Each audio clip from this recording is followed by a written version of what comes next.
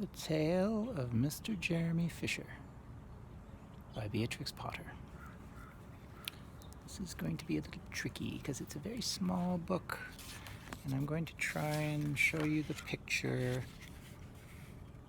while I'm reading it.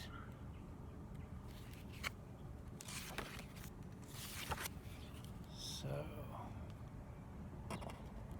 like this.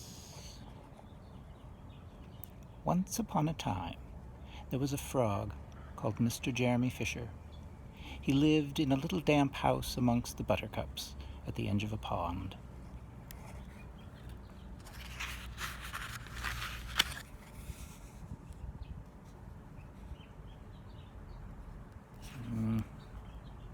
Oh, that's not going to work.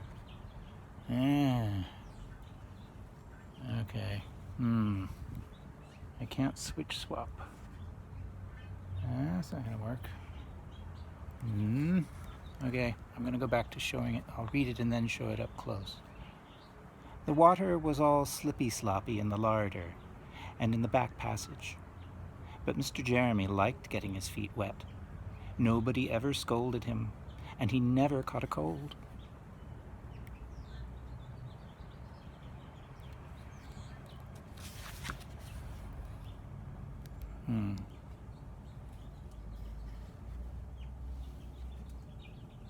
He was quite pleased when he looked out and saw large drops of rain splashing in the pond.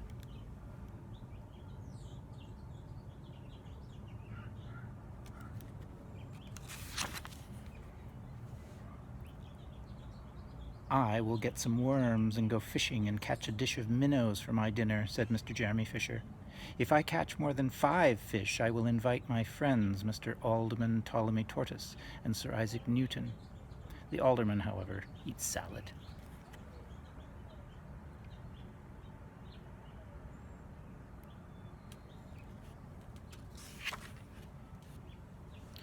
Mr. Jeremy put on a mackintosh and a pair of shiny galoshes.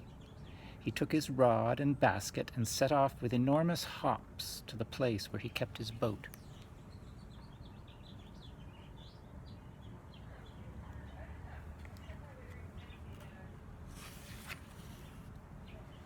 The boat was round and green and very like the other lily leaves.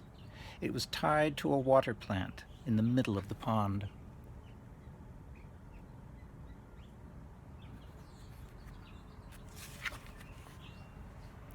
Mr. Jeremy took a reed pole and pushed the boat out into the open water.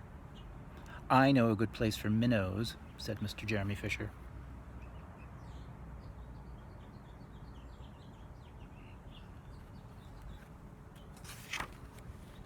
Mr. Jeremy stuck his pole into the mud and fastened his boat to it.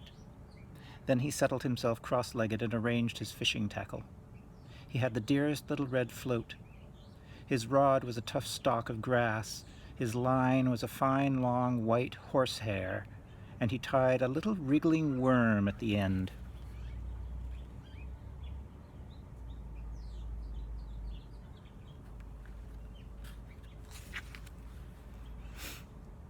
The rain trickled down his back, and for nearly an hour he stared at the float.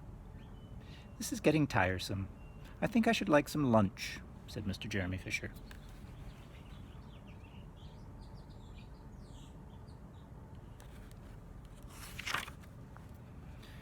He punted back again amongst the water plants and took some lunch out of his basket. "I will eat a butterfly sandwich and wait till the shower is over," said Mr. Jeremy Fisher.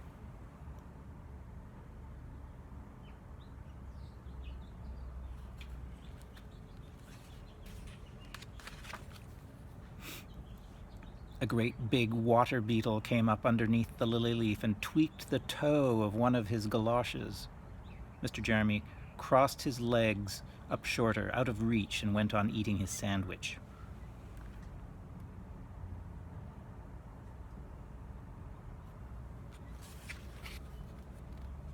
Once or twice something moved about with a rustle and a splash amongst the rushes at the side of the pond. "I trust that is not a rat," said Mr. Jeremy Fisher. "I think I'd better get away from here."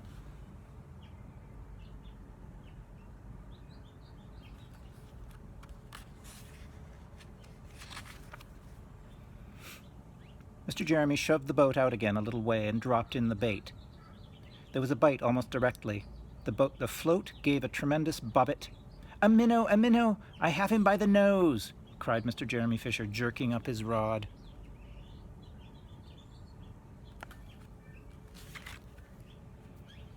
But what a horrible surprise. Instead of a smooth, fat minnow, Mr. Jeremy landed little Jack Sharp, the stickleback, covered with spines.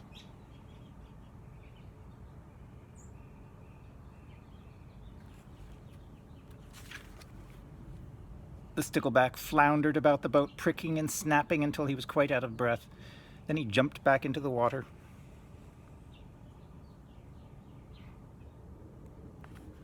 The spines are really sharp.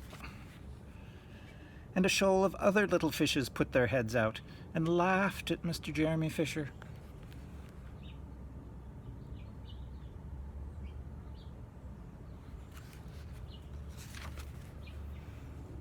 And while Mr. Jeremy sat disconsolately on the edge of his boat, sucking his sore fingers and peering down into the water, a much worse thing happened.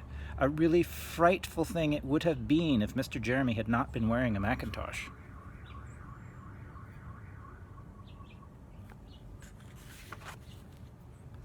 A great big enormous trout came up, kerplop, with a splash, and it seized Mr. Jeremy with a snap. Ow, ow, ow! And then it turned and dived down to the bottom of the pond.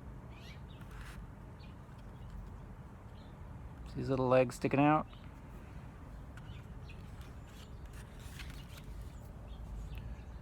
But the trout was so displeased with the taste of the mackintosh that in less than half a minute it spat him out again, and the only thing it swallowed was Mr. Jeremy's galoshes.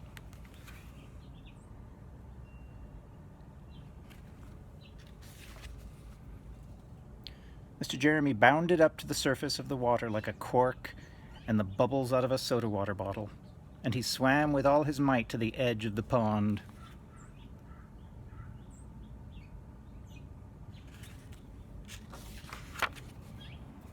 He scrambled out on the first bank he came to, and he hopped home across the meadow with his mackintosh all in tatters.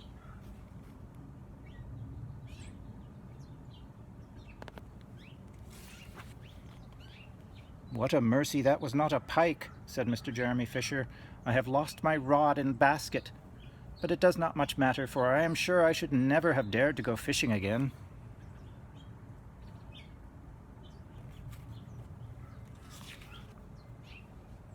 He put some sticking plaster on his fingers, and his friends both came to dinner. He could not offer them fish, but he had something else in his larder.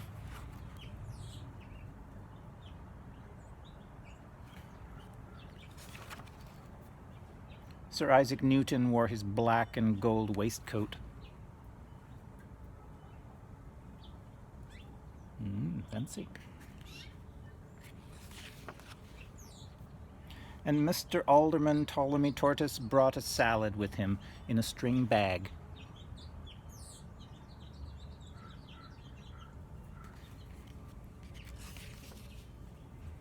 And instead of a nice dish of minnows, they had a roasted grasshopper with ladybird sauce, which frogs consider a beautiful treat, but I think it must have been nasty.